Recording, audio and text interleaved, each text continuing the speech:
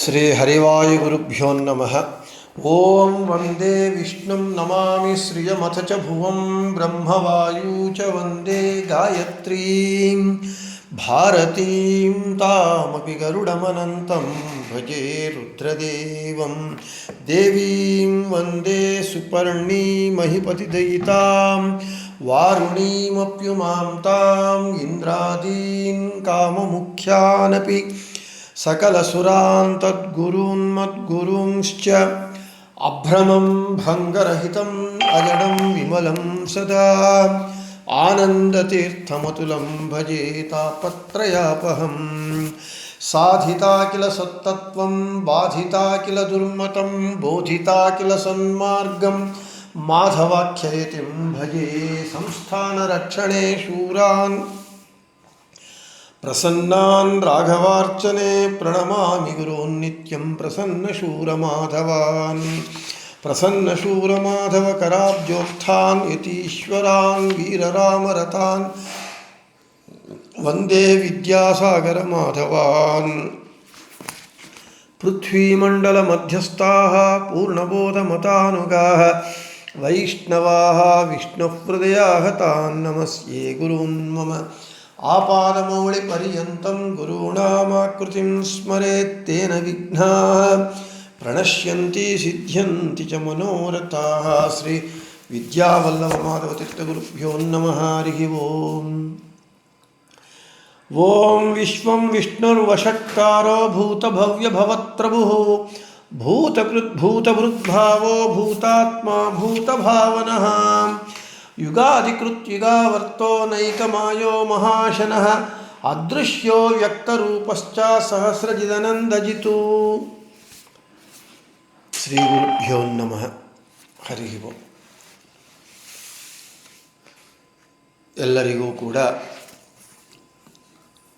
ಪರಾಭವನಾಮ ಸಂವತ್ಸರದ ಶುಭಾಶಯಗಳನ್ನು ಮತ್ತೊಮ್ಮೆ ಹೇಳ್ತಾ, ಹೊಸ ವರ್ಷದಲ್ಲಿ ವಿಷ್ಣು ಸಹಸ್ರನಾಮ ಪಾಠಕ್ಕೆ ನಿಮಗೆಲ್ಲರಿಗೂ ಸ್ವಾಗತವನ್ನು ಹೇಳ್ತಾ, ಅದೃಶ್ಯ ಎಂಬುವಂತಹ ನಾಮವನ್ನು ಇವತ್ತು ಪ್ರಾರಂಭ ಮಾಡೋಣ ಅಂತ ಹೇಳ್ತಾ, ನಮ್ಮ ಪಾಠ ಇದೇ ರೀತಿಯಾಗಿ ಹರಿವಾಯು ಗುರುಗಳ ಅನುಗ್ರಹದಿಂದ, ಮುಖ್ಯವಾಗಿ ನಮ್ಮೆಲ್ಲರ ಪ್ರಿಯ ಗುರುಗಳು ಪರಮ ಪೂಜ್ಯ ಶ್ರೀ ವಿದ್ಯಾಸಾಗರ ಮಾಧವ ತೀರ್ಥರ ಅನುಗ್ರಹದಿಂದ ಚೆನ್ನಾಗಿ ನಡೆದು ಬೇಗನೆ ಮಂಗಳ ಆಗುವಂತೆ ಗುರುಗಳ ಅನುಗ್ರಹ ಮಾಡಲಿ ಅಂತ ಗುರುಗಳಿಗೆ ಒಂದು ಬಾರಿ ಹೊಸ ವರ್ಷದಲ್ಲಿ ಸಾಷ್ಟಾಂಗ ಪ್ರಣಾಮಗಳನ್ನು ಸಲ್ಲಿಸಿ, ಇಲ್ಲಿ ಪರಾಭವ ನಾಮ ಎಲ್ಲರಿಗೂ ಪರಾಭವ ಅಂದರೆ ಸೋಲು, ಅವಮಾನ ಅಂತ ಅರ್ಥ. ಆದರೆ ಏನು ಅರ್ಥ? ಪ್ರಭವಾದಿ ಕ್ಷಯನಾಮದವರೆಗೂ 60 ವರ್ಷಗಳಲ್ಲಿ ಕೆಲವು ನಾಮಗಳು ನಮಗೆ ಆಪಾತತಃ ಅಕ್ಷಯ, ಪರಾಭವ, ದುರ್ಮತಿ, ಈ ಕೆಲವು ಹೆಸರುಗಳನ್ನು ನೋಡಿದಾಗ ನಮಗೆ ನೆಗೆಟಿವ್ ಫೀಲಿಂಗ್ ಬರುತ್ತೆ.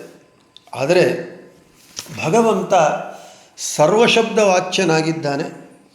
ಪರಾಭವ ಅಂತ ಹೇಳಿದರೆ ಪರ ಉತ್ಕೃಷ್ಟನಾದವನು ಭಗವಂತ, ಉತ್ತಮವಾದ ಶ್ರೇಷ್ಠವಾದ. ಭವ ಅಂದರೆ ಹುಟ್ಟು, ಅಂದರೆ ನಮಗೆ ಸಂಸಾರ.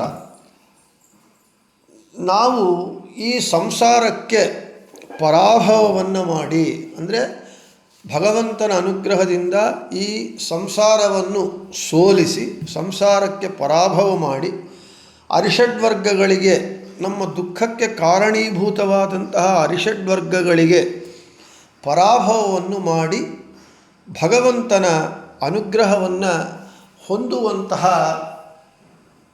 ವತ್ಸರ. ಪರಾಭವ ಅಂದರೆ ಅದು ಕೂಡ ಭಗವಂತನ ಹೆಸರನ್ನೇ ಹೇಳುತ್ತೆ ಅಂತ ಹೇಳ್ತಾ, ಅಂತಹ ಪರಾಭವ ಸಂವತ್ಸರದಲ್ಲಿ ನಮಗೆ ಅಜ್ಞಾನವನ್ನು ಸೋಲಿಸಿ ಜ್ಞಾನವನ್ನು ಹೊಂದಿ ಭಗವಂತನ ಅನುಗ್ರಹವನ್ನು ನಾವೆಲ್ಲರೂ ಹೊಂದೋಣ ಅಂತ ಹೇಳ್ತಾ, ಅದೃಶ್ಯ ಅಂತ ನಿನ್ನೆ ನಮ್ಮ ಪಾಠದಲ್ಲಿ ಮಹಾಶನಃ ಎಂಬುವಂತಹ ಭಗವಂತನ ನಾಮವನ್ನು ಹೇಳಿದ್ದೇವೆ. ಇನ್ನು ಅದೃಶ್ಯ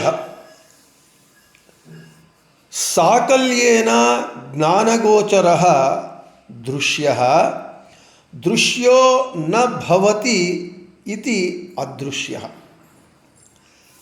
ಸಾಕಲ್ಯೇನ ಜ್ಞಾನಗೋಚರ ದೃಶ್ಯ ಅಂದರೆ ಸಮಗ್ರವಾಗಿ ಭಗವಂತನನ್ನು ಸಮಗ್ರವಾಗಿ ಜ್ಞಾನಗೋಚರನು ಅಂದರೆ ಅವನು ದೃಶ್ಯ ಅಂತ. ಆದರೆ ಅವನು ದೃಶ್ಯನಲ್ಲ. ಸಾಕಲ್ಯವಾಗಿ ಜ್ಞಾನಗೋಚರನಾಗುವವನು ದೃಶ್ಯನು. ಆದರೆ ದೃಶ್ಯೋ ನ ಭವತಿ ಇತಿ ಅದೃಶ್ಯ. ಆದರೆ ಅವನು ಸಾಕಲ್ಯವಾಗಿ ಸಮಗ್ರವಾಗಿ ಅವನು ನಮಗೆ ದೃಶ್ಯನಲ್ಲ. ಆದ ಕಾರಣ ಅವನು ಅದೃಶ್ಯ. ಭಗವಂತನನ್ನು ನಾವು ಜ್ಞಾನದಿಂದ ಜ್ಞಾನದೃಷ್ಟಿಯಿಂದ ಜ್ಞಾನಗೋಚರನಾಗುವವನು ಭಗವಂತನ ಅನಂತಾನಂತ ಗುಣಗಳಲ್ಲಿ ಅನಂತಾನಂತ ವಿಶೇಷಗಳಲ್ಲಿ ಅವನ ಮಹಿಮೆಗಳಲ್ಲಿ ನಾವು ಬಹಳ ಅತ್ಯಲ್ಪವನ್ನು ಕಾಣ್ತೇವೆ. ಅವನು ಸಾಕಲ್ಯವಾಗಿ ಸಮಗ್ರವಾಗಿ ನಮಗೆ ಜ್ಞಾನಗೋಚರನಲ್ಲ. ಆದ ಕಾರಣ ದೃಶ್ಯೋ ನ ಭವತಿ ಇತಿ. ಅವನು ಸಮಗ್ರವಾಗಿ ಜ್ಞಾನದಿಂದ ದೃಶ್ಯನು ಅಲ್ಲಾದ ಕಾರಣ ಅವನಿಗೆ ಅದೃಶ್ಯ ಅಂತ ಹೆಸರು ಅಂತ ಹೇಳ್ತಾ, ಅಷ್ಟೇ ಅಲ್ಲದೆ ಅವನು ಜ್ಞಾನಗೋಚರವಾಗುವಂತಹ ಪದಾರ್ಥಕ್ಕಿಂತ ಭಿನ್ನನಾಗಿದ್ದಾನೆ. ಹೌದು, ನಮ್ಮ ಜ್ಞಾನದಿಂದ ನಾವು ಅನೇಕ ಪದಾರ್ಥಗಳನ್ನು ನೋಡ್ತೇವೆ. ಆದರೆ ನಮ್ಮ ಜ್ಞಾನಕ್ಕಿಂತಲೂ ಕೂಡ ಅವನು ಭಗವಂತನು ಭಿನ್ನನಾಗಿರೋದರಿಂದ ಅವನು ಅದೃಶ್ಯ ಅಂತ ಅವನಿಗೆ ಹೆಸರು ಅಂತ ಹೇಳ್ತಾ ಇದ್ದಾರೆ. ಇನ್ನು ತೈತ್ರಿಯೋಪನಿಷತ್ ಹೇಳುತ್ತೆ. ತೈತ್ರಿಯೋಪನಿಷತ್ ಭಾಷ್ಯ ಏನು ಹೇಳುತ್ತೆ ಅಂತ ಹೇಳಿದರೆ, ಯದಾ ಹ್ಯೇವೈಷ ಏತಸ್ಮಿನ್ ಅದೃಶ್ಯೇ ಅಭಯಂ ಪ್ರತಿಷ್ಠಾಂ ವಿಂದತೆ. ತೈತ್ರಿಯೋಪನಿಷತ್ ಭಾಷ್ಯದಲ್ಲಿ ಆಚಾರ್ಯರು ಸ ಏವೈಕ ಆನಂದಯತಿ ಚಾಖಿಲಂ ತಸ್ಮಾದ್ ಅದೃಶ್ಯೇ ಅಭಯತ್ವೇನ ಯದಾ ಜ್ಞಾನೇನ ತಿಷ್ಠತಿ ಅಂತ ಯಜುಸ್ಸಂಹಿತಾ ವಾಕ್ಯವನ್ನು ಆಚಾರ್ಯರು ತೈತ್ರಿಯೋಪನಿಷತ್ ಭಾಷ್ಯದಲ್ಲಿ ಉಲ್ಲೇಖ ಮಾಡ್ತಾ ಇದ್ದಾರೆ. ತೈತ್ರಿಯೋಪನಿಷತ್ತಿನಲ್ಲಿ ಉಪಾಸಕನಾದವನು ಧ್ಯಾನಿಸಬೇಕಾದಂತಹ ಭಗವದ್ರೂಪವನ್ನು ಅದೃಶ್ಯ ಎಂದು ಹೇಳಲ್ಪಟ್ಟಿದ್ದಾನೆ, ಕರೆಯಲ್ಪಟ್ಟಿದ್ದಾನೆ. ಅಂದರೆ ಅದೃಶ್ಯ ಅಂದರೆ ಸಮಗ್ರ ಜ್ಞಾನಗೋಚರವಾಗುವಂತಹ ಪದಾರ್ಥಕ್ಕಿಂತ ಭಿನ್ನ ಎಂಬುವ ಅಭಿಪ್ರಾಯದಲ್ಲಿ ತೈತ್ರಿಯೋಪನಿಷತ್ತು ಅದೃಶ್ಯ ಶಬ್ದಕ್ಕೆ ಅರ್ಥವನ್ನು ಹೇಳ್ತಾ ಇದೆ. ಹಾಗೆ ತೈತ್ರಿಯ ಉಪನಿಷತ್ ಭಾಷ್ಯದಲ್ಲಿ ಯಜುಸ್ಸಂಹಿತಾ ವಾಕ್ಯವೂ ಕೂಡ ಸ ಏವೈಕ ಆನಂದಯತಿ ಚ ಅಖಿಲಂ ತಸ್ಮಾದ್ ಅದೃಶ್ಯೇ ಅಂತ ಹೇಳ್ತಾ ಇದೆ ಅಂತ ಹೇಳ್ತಾ, ಇನ್ನು ಯತ್ತದದ್ರೇಶ್ಯಂ ಇನ್ನು ದೃಶ್ಯಾದನ್ಯದದೃಶ್ಯಂ ಅಂತ ಅಂದರೆ ಅಥರ್ವಣೋಪನಿಷತ್ತು ಏನು ಹೇಳ್ತಾ ಇದೆ, ಭಗವಂತ ಯಾವ ವಿದ್ಯೆಯಿಂದ ಪ್ರತಿಪಾದ್ಯನಾಗ್ತಾನೆ ಅಂತ ಹೇಳಿದ್ರೆ ಪರವಿದ್ಯೆಯಿಂದ. ಪರ ಅಪರ ಅಂತ ಎರಡು ವಿದ್ಯೆಗಳು. ಪರವಿದ್ಯೆ ಎಂಬುದು ಭಗವಂತನನ್ನು ಪ್ರತಿಪಾದನೆ ಮಾಡುತ್ತೆ. ಅಂದರೆ ಪರವಿದ್ಯೆಯಿಂದ ಪ್ರತಿಪಾದ್ಯನಾದ ಅಕ್ಷರನಾಮಕ ಭಗವಂತನನ್ನು ಈ ಅಭಿಪ್ರಾಯದಲ್ಲೇ ಅದೃಶ್ಯ ಅಂದ ಅವನು ಕರೆಯಲ್ಪಡ್ತಾ ಇದ್ದಾನೆ. ಯತ್ತದದ್ರೇಶ್ಯಂ ದೃಶ್ಯಾದನ್ಯದದೃಶ್ಯಂ ಅಂತ ಹೇಳಿ ಅವನು ಜ್ಞಾನಗೋಚರವಾಗುವಕ್ಕಿಂತ ಭಿನ್ನನಾಗಿದ್ದಾನೆ ಎಂಬುವ ಅರ್ಥವನ್ನೇ ಅಥರ್ವಣೋಪನಿಷತ್ತು ಕೂಡ ಹೇಳ್ತಾ ಇದೆ. ಆದರೆ ಅವನು ಪರವಿದ್ಯೆಯಿಂದ ಅಕ್ಷರನಾಮಕನಾಗಿ ಅವನು ಕರೆಯಲ್ಪಡ್ತಾ ಇದ್ದಾನೆ. ಇನ್ನು ಅಥರ್ವಣೋಪನಿಷತ್ತೇನು ಹೇಳ್ತಾ ಇದೆ, ಇನ್ನು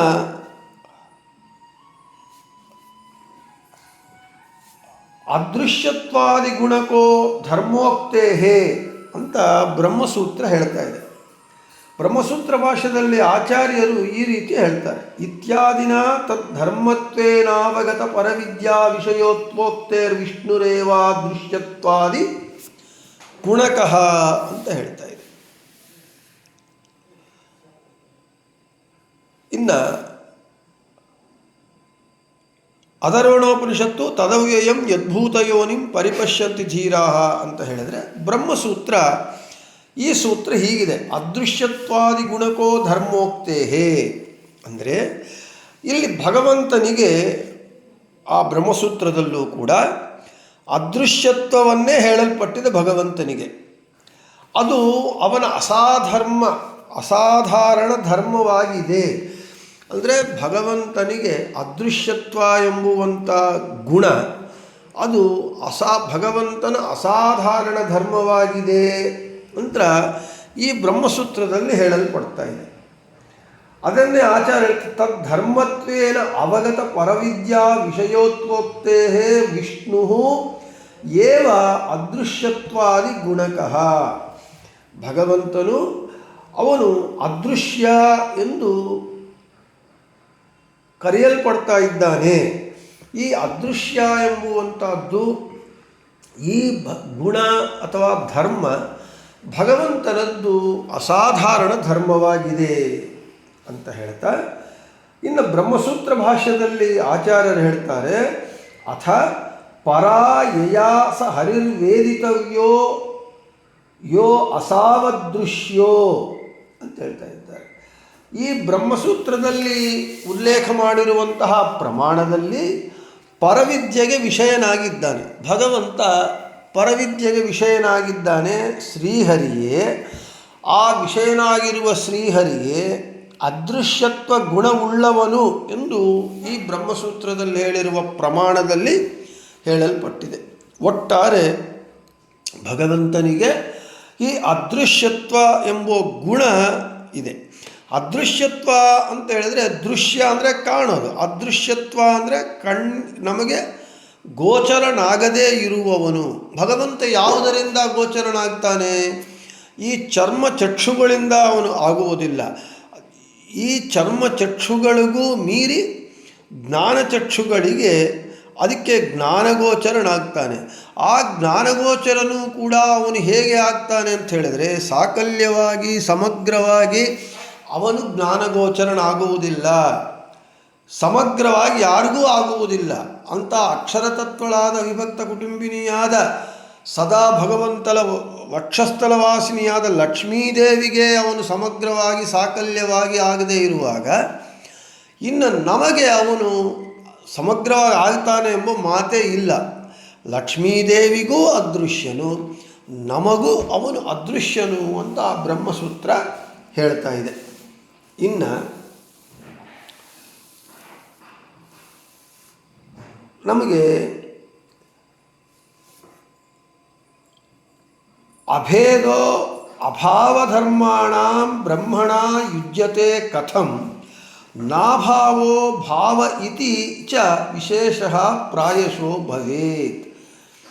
ಅನುವ್ಯಾಖ್ಯಾನ ಮತ್ತು ನ್ಯಾಯಸುಧಾದಲ್ಲಿ ಜಯತೀರ್ಥರು ಹೀಗೆ ಹೇಳ್ತಾರೆ, ಅದೃಶ್ಯತ್ವಾದೀನಾಂತೂ ಧರ್ಮಾಣಾಂ ಬ್ರಹ್ಮಣ ಅಭೇದೋ ನ ಯುಜ್ಯತೆ ತೇಷಾಂ ಅಭಾವತ್ವಾತ್ ಬ್ರಹ್ಮಣೋ ಭಾವತ್ವಾತ್ ಭಾವಾಭಾವಯೋರೈಕ್ಯಸ್ಯ ವಿರುದ್ಧತ್ವಾದಿತಿ ಇಹ ಹಿ ದೃಶ್ಯಾದನ್ಯೋ ಅದೃಶ್ಯಃ ತಸ್ಯ ಭಾವೋ ಅದೃಶ್ಯತ್ವಮಿತ್ಯದೃಶ್ಯತ್ವ ಅದೃಶ್ಯಾದಿ ಇದಿ ಅದೃಶ್ಯಾದಿ ಶಬ್ದೈರ್ದೃಶ್ಯಾದನ್ಯೋ ಅನ್ಯಾಭಾವೋ ಅಭಿಧೀಯತೆ ತಥಾ ಚ ಅಭಾವೋ ಅನ್ಯೋನ್ಯಾಭಾವಃ ಇತಿ ಭಾವಃ ಇತಿ ಚೈತಯೋರ್ಲೋಕೇಪಿ ವಿಶೇಷೋ ಭೇದೋ ನ ಭವೇತ್ ಏವಂ ಸತಿ ಬ್ರಹ್ಮಣೈವ ಕಾ ಅನುಪಪತ್ತಿ. ಅನುವ್ಯಾಖ್ಯಾನದಲ್ಲಿ ಹೇಳಿದ್ದಕ್ಕೆ ಸುಧಾದಲ್ಲಿ ಜಯತೀರ್ಥರು ಈ ರೀತಿ ವ್ಯಾಖ್ಯಾನ ಮಾಡ್ತಾ ಇದ್ದಾರೆ. ಏನು ಇಷ್ಟು ಮುಂಚೆ ಹೇಳ್ಕೊಂಡ್ವಿ, ನಮಗೆ ದೃಶ್ಯವಾಗುವುದಕ್ಕಿಂತ ಭಿನ್ನನಾಗಿದ್ದಾನೆ ಭಗವಂತ. ಆದ ಕಾರಣ ಅವನು ಅದೃಶ್ಯ ಎಂದು ಕರೆಯಲ್ಪಡ್ತಾ ಇದ್ದಾನೆ. ಅದರ ಧರ್ಮವೇ ಅದೃಶ್ಯತ್ವ ಎನಿಸಿರುವಂತಹ ಪ್ರಯುಕ್ತ ಭಾವಧರ್ಮವಾದ ಆ ಗುಣಕ್ಕೆ, ಇದು ಅಭಾವಧರ್ಮ ಭಾವಧರ್ಮ, ಈ ಅದೃಶ್ಯತ್ವ ಎಂಬುವಂತಹದ್ದು ಭಾವಧರ್ಮವಾಗಿದೆ. ಆ ಗುಣಕ್ಕೆ ಭಗವತ್ ಸ್ವರೂಪತ್ವವನ್ನು ನಾವು ಹೇಳಬಹುದು ಅಂತ ಆಚಾರ್ಯರು ಸಮರ್ಥನೆ ಮಾಡಿದ್ದಾರೆ ಅಂತ ಹೇಳ್ತಾ ಇದ್ದಾರೆ. ಒಟ್ಟಾರೆ ದೃಶ್ಯತ್ವಕ್ಕಿಂತ ಭಿನ್ನನಾಗಿ ಅದೃಶ್ಯ ಎಂದು ಕರೆಯಲ್ಪಡ್ತಾ ಆ ಅದೃಶ್ಯತ್ವ ಎಂಬೋ ಧರ್ಮ ಭಾವಧರ್ಮವಾಗಿದೆ. ಅಂದರೆ ಅದೃಶ್ಯತ್ವ ಎಂಬೋ ಗುಣಕ್ಕೆ ಭಗವತ್ ಸ್ವರೂಪ, ಅಂದರೆ ಭಗವತ್ ಸ್ವರೂಪ ಎಂಥದ್ದು ಅಂತ ಹೇಳಿದರೆ ಅದೃಶ್ಯತ್ವಾತ್ಮಕವಾದದ್ದು, ಅದೃಶ್ಯಾತ್ಮಕವಾದದ್ದು ಅಂತ ನಾವು ಹೇಳಬಹುದು ಅಂತ ಆಚಾರ್ಯರು ನಮಗೆ ಸಮರ್ಥನೆ ಮಾಡಿ ಭಗವಂತನ ಗುಣವನ್ನು ತಿಳಿಸಿಕೊಡ್ತಾ ಇದ್ದಾರೆ.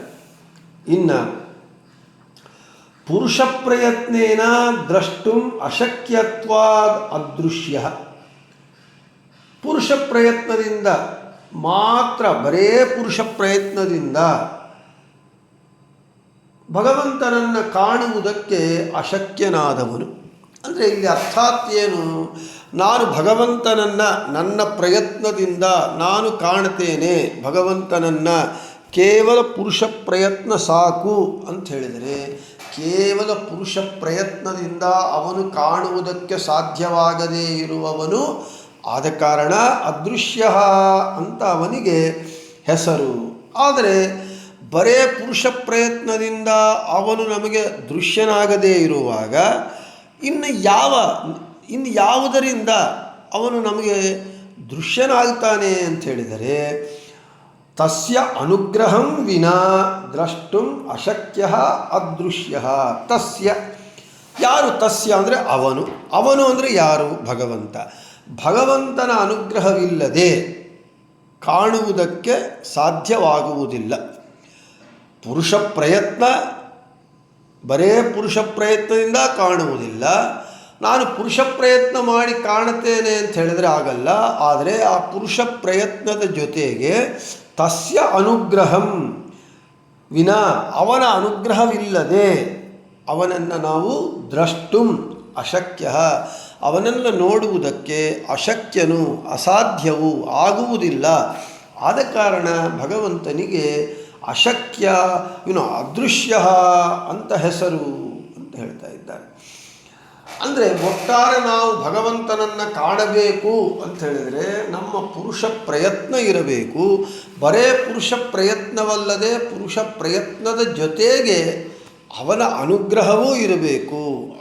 ಅದಕ್ಕೆ ಭಗವಂತ ಹೇಳ್ತಾ ಇದ್ದಾನೆ, ಭಗವದ್ಗೀತೆಯಲ್ಲಿ ಎಷ್ಟೋ ಬಾರಿ ಹೇಳಿದ್ದಾನೆ. ಏನಂತ, ಕರ್ಮಣ್ಯೇವಾಧಿಕಾರಸ್ಥೆ ಮಾ ಫಲೇಶು ಕದಾಚನ. ನಿಮಗೆ ಕರ್ಮ ಮಾಡುವುದರಲ್ಲಿ ಮಾತ್ರ ಅಧಿಕಾರವಿದೆ, ಅದರ ಫಲ ನಿನಗೆ ಸಂಬಂಧವಿಲ್ಲ, ನನಗೆ ಬಿಟ್ಟು ಬಿಡು. ಅದು ನೀನು ಭಗವಂತನನ್ನು ನಾನು ಕಾಣಬೇಕು ಅಂತ ನಿನ್ನ ಪುರುಷ ಪ್ರಯತ್ನ ನೀನು ಮಾಡು, ಅಷ್ಟೇ ನಿನ್ನ ಅಧಿಕಾರ. ಅದರಿಂದ ಮಾತ್ರ ನಾನು ಕಾಣಲ್ಲ ನಿನಗೆ. ಆದರೆ ನನ್ನ ಅನುಗ್ರಹವಿದ್ದಾಗ, ನನ್ನ ಅನುಗ್ರಹ ನಿನ್ನ ಮೇಲೆ ಬಂದಾಗ ಆಗ ನಾನು ನಿನಗೆ ಕಾಣುತ್ತೇನೆ ಅಂತ ಭಗವಂತ ಹೇಳ್ತಾ ಇದ್ದಾನೆ. ಇನ್ನು ಸ್ವಮೂಲರೂಪೇಷು ಪ್ರಾಕೃತೇಂದ್ರಿಯೈ ದ್ರಷ್ಟುಂ ಅಶಕ್ಯ ಅದೃಶ್ಯ. ನಮಗೆ ಇಲ್ಲಿ ಒಂದು ಪ್ರಮೇಯ ಭಾಗ ಹೇಳ್ತಾ ಇದ್ದಾರೆ. ಮೂಲ ರೂಪಗಳಲ್ಲಿ ಅಂದರೆ ಭಗವಂತನ ಮೂಲ ರೂಪಗಳಲ್ಲಿ ಪ್ರಾಕೃತೇಂದ್ರಿಯಗಳಿಂದ ಕಾಣಲು ಅಶಕ್ಯನಾಗಿದ್ದಾನೆ. ಭಗವಂತನ ಮೂಲ ರೂಪ ನಾರಾಯಣ. ಈ ನಾರಾಯಣನನ್ನು ನಮ್ಮ ಪ್ರಾಕೃತ ಇಂದ್ರಿಯಗಳು ಅಂದರೆ ಈ ಪ್ರಾಕೃತ ದೇಹ, ಈ ಪ್ರಾಕೃತ ದೇಹದಲ್ಲಿರುವ ಕಣ್ಣುಗಳು, ಈ ಪ್ರಾಕೃತ ಇಂದ್ರಿಯಗಳಿಂದ ಭಗವಂತನ ಮೂಲ ರೂಪಗಳನ್ನು ಕಾಣುವುದಕ್ಕೆ ಸಾಧ್ಯವಾಗುವುದಿಲ್ಲ ಅಂತ ಹೇಳ್ತಾ ಇದ್ದಾರೆ. ಇನ್ನು ಮುಂದೆ ಹೇಳ್ತಾರೆ. ಅದಕ್ಕೆ ವಿವರಣೆ ಮುಂದಿನ ಪ್ರಮಾಣಗಳಲ್ಲಿ ಕೊಡ್ತಾರೆ. ಅದೇನು ಮೂಲ ರೂಪಗಳು ಪ್ರಾಕೃತೇಂದ್ರಿಯಗಳಿಂದ ಕಾಣುವುದಿಲ್ಲ ಅಂದರೆ ಏನು ಅರ್ಥ ಎಂಬುದಕ್ಕೆ ಮುಂದಿನ ಪ್ರಮಾಣಗಳಲ್ಲಿ ಹೇಳ್ತಾರೆ. ಇನ್ನು ವೇದಾಧ್ಯಯನಾದಿ ವಿನಾ ದ್ರಷ್ಟುಂ ಅಶಕ್ಯ ಅದೃಶ್ಯ.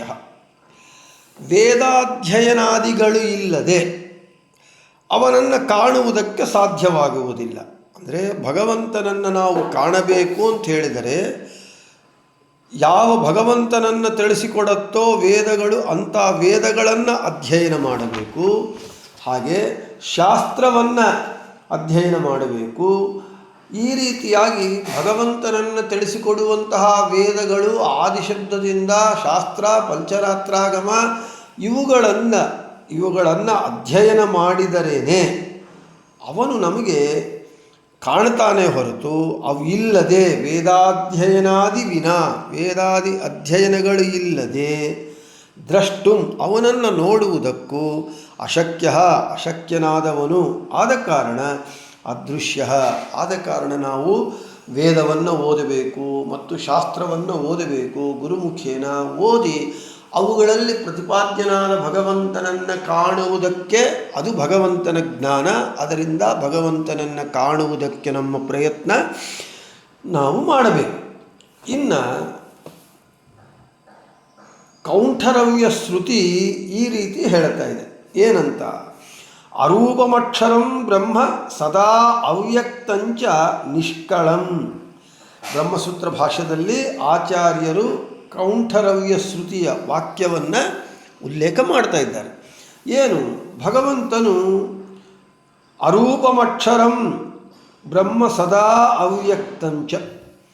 ಅವನು ಭಗವಂತ ಸರ್ವದ ಯಾವಾಗಲೂ ಅವ್ಯಕ್ತನಾಗೇ ಇರ್ತಾನೆ. ಅಂದರೆ ಅದೃಶ್ಯನಾಗಿರ್ತಾನೆ. ವ್ಯಕ್ತ ಪ್ರಕಟ ಆಗೋದು, ಅವ್ಯಕ್ತ ಪ್ರಕಟವಾಗದೇ ಇರೋದು, ದೃಶ್ಯ ಕಾಣುವುದು, ಅದೃಶ್ಯ ಕಾಣದೇ ಇರುವುದು. ಈ ಭಗವಂತನು ಹೇಗಿರ್ತಾನೆ ಅಂದರೆ ಯಾವಾಗಲೂ ಅದೃಶ್ಯನಾಗೇ ಇರ್ತಾನೆ, ಅವ್ಯಕ್ತನಾಗೇ ಇರ್ತಾನೆ. ಅಂದರೆ ಇನ್ನು ಮತ್ತೆ ಹೇಳ್ತಾ ಇದ್ದಾರೆ, ನ ತಮ್ ಆರಾಧಯಿತ್ವಾಪಿ ಕಶ್ಚಿದ್ ವ್ಯಕ್ತೀಕರಿಷ್ಯತಿ ನಿತ್ಯಾವ್ಯಕ್ತೋ ಯತೋ ದೇವಃ ಪರಮಾತ್ಮ ಸನಾತನಃ. ಬ್ರಹ್ಮಸೂತ್ರ ಭಾಷ್ಯದಲ್ಲಿ ಆಚಾರ್ಯರು ಬ್ರಹ್ಮವೈವರ್ತ ಪುರಾಣ ವಾಕ್ಯವನ್ನು ಹೇಳ್ತಾರೆ. ಏನು? ಭಗವಂತನ ನಿತ್ಯ ಅವ್ಯಕ್ತನಾಗಿರುವಂತಹ ಭಗವಂತನನ್ನು ಆರಾಧಿಸಿಯೂ ವ್ಯಕ್ತೀಕರಣ ಮಾಡಿಕೊಳ್ಳುವುದಕ್ಕೆ ಸಾಧ್ಯವಾಗುವುದಿಲ್ಲ ಎಂದು ಬ್ರಹ್ಮವೈವರ್ತ ಪುರಾಣ ಹೇಳ್ತಾ ಇದೆ.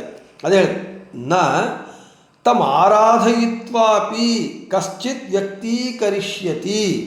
ಅಂದರೆ ಅವನನ್ನು ನಾನು ಆರಾಧನೆ ಮಾಡ್ತೇನೆ, ಪೂಜೆ ಮಾಡ್ತೇನೆ, ಮಾಡಿದರೂ ಕೂಡ ನ ಕಶ್ಚಿತ್ ವ್ಯಕ್ತೀಕರಿಷ್ಯತಿ, ಅವನನ್ನು ನಾವು ವ್ಯಕ್ತೀಕರಿಸಿಕೊಳ್ಳುವುದಕ್ಕೆ ಆಗುವುದಿಲ್ಲ.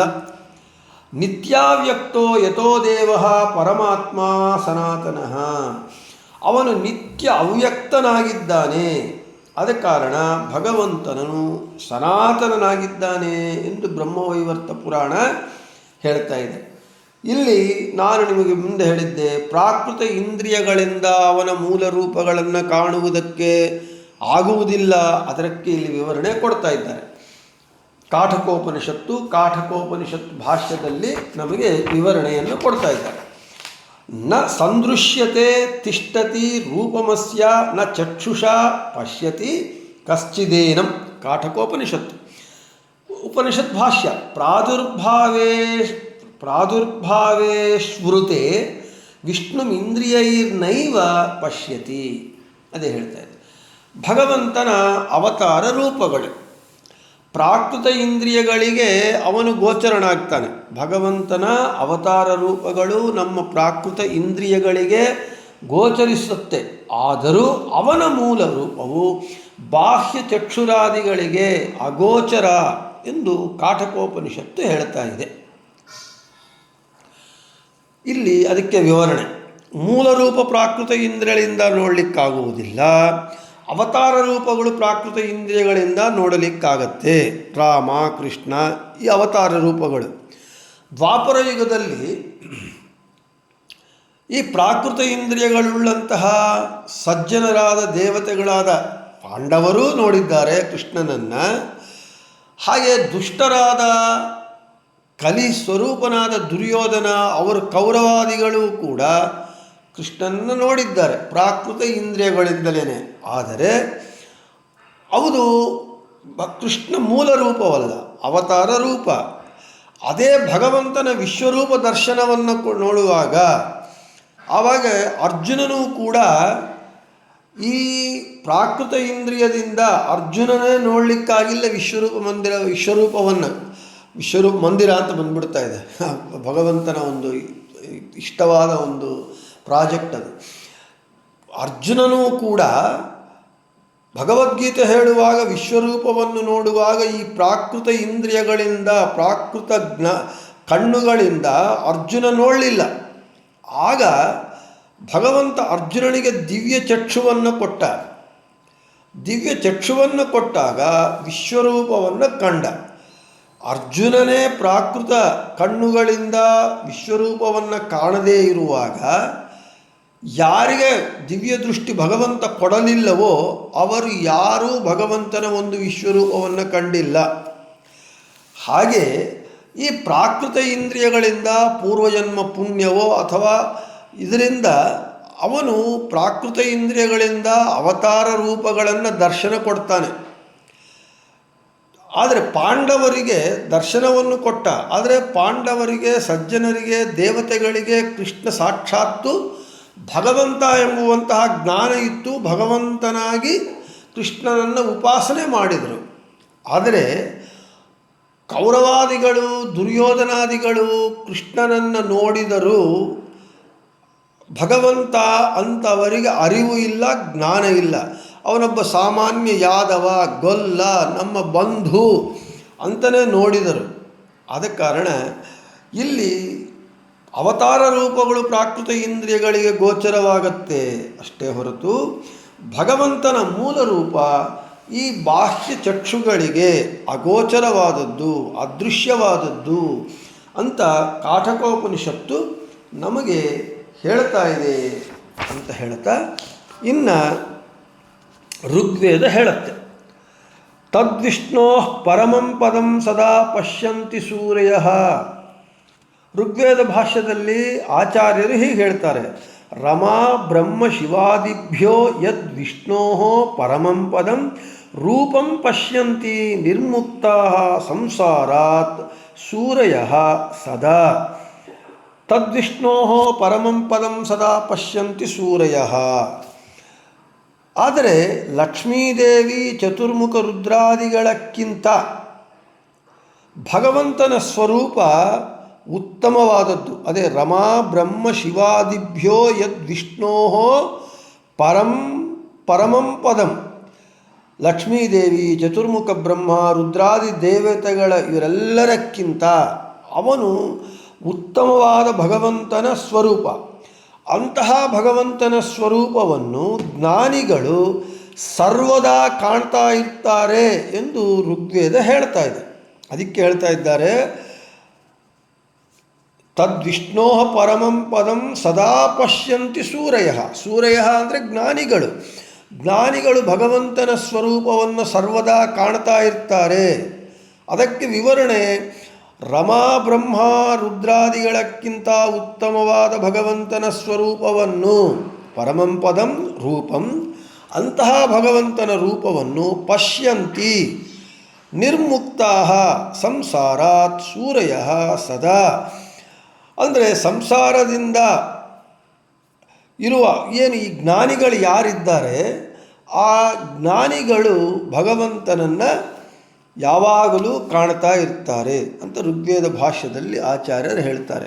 ಒಟ್ಟಾರೆ ಇಲ್ಲಿ ಏನು ತಾತ್ಪರ್ಯ ಏನು ಅಂತ ಹೇಳಿದರೆ, ಭಗವಂತನ ಸ್ವರೂಪ ಜ್ಞಾನಗೋಚರವೇ ಹೊರತು ಜ್ಞಾನವಲ್ಲದೆ ಗೋಚರವಾಗುವುದಿಲ್ಲ. ಹಾಗೆ ಭಗವಂತನ ಸ್ವರೂಪ ರೂಪವು ಅದು ಸಮಗ್ರವಾಗಿ ಸಾಕಲ್ಯವಾಗಿ ಯಾರಿಗೂ ಕಾಣುವುದಿಲ್ಲ.